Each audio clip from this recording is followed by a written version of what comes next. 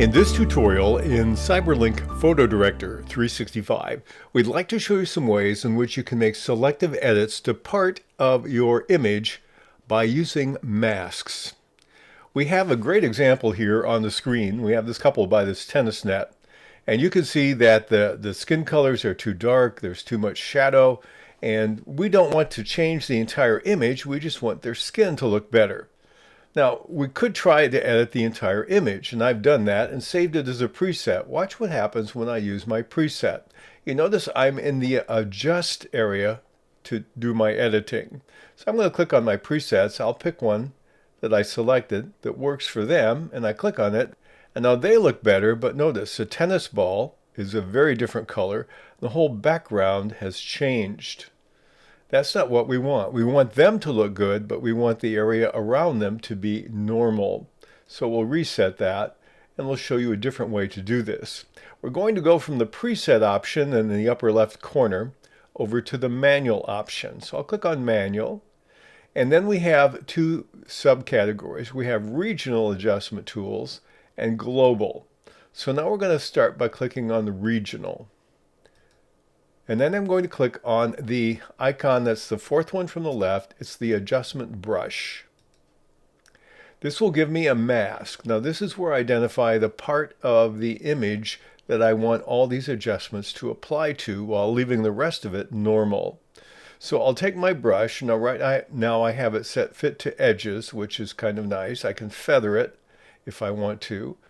And now I'm going to mask just the gal so you can see the contrast between her and the guy. Now one thing I like to do is just focus on the area I want to edit.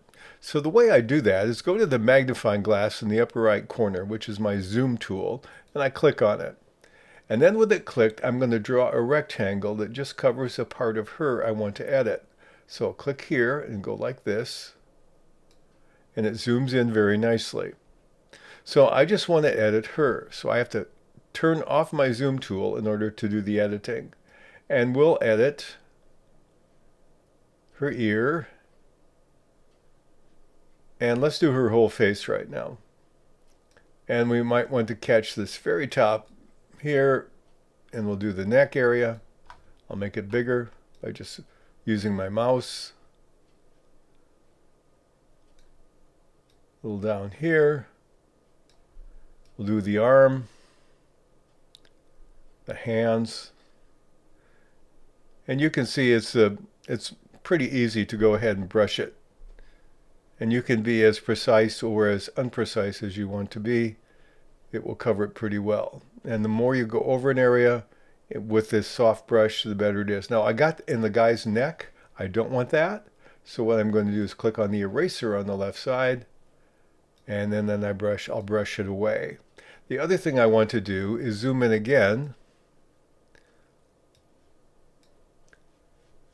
turn off my zoom tool again,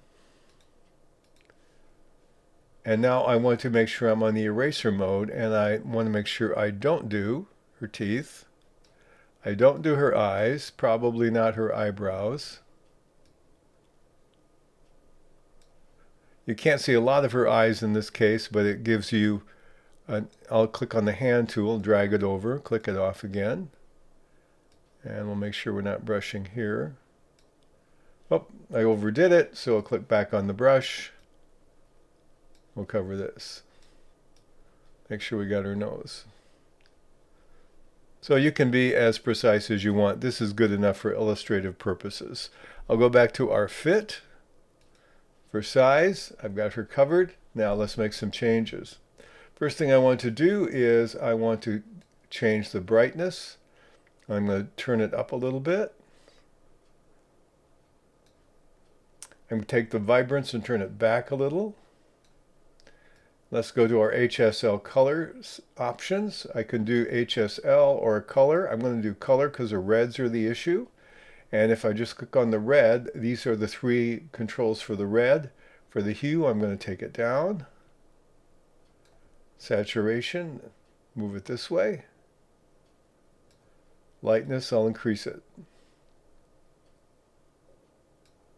And you can adjust these to your taste, whatever you think looks natural and good.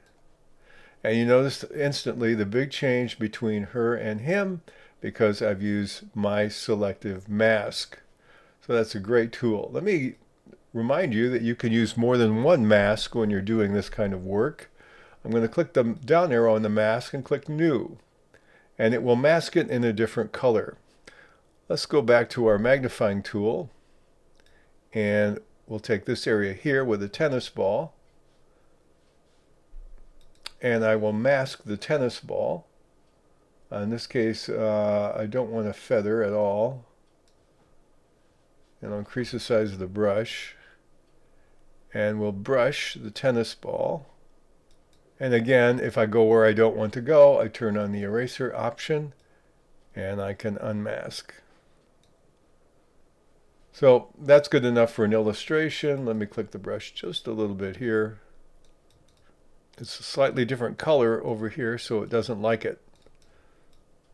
But that's enough to do it. Let's change a couple things on this one.